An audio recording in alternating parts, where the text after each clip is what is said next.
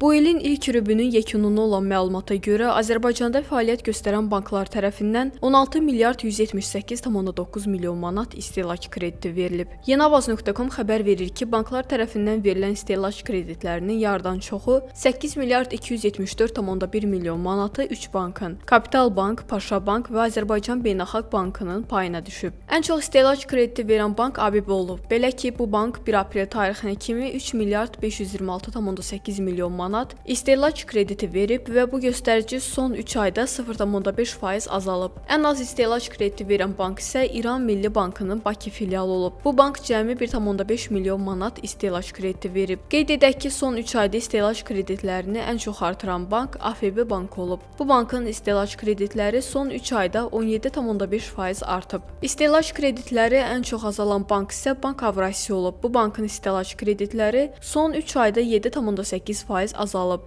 Azərbaycanda fəaliyyət göstərən banklar tərəfindən verilən istehlak kreditləri belə olub.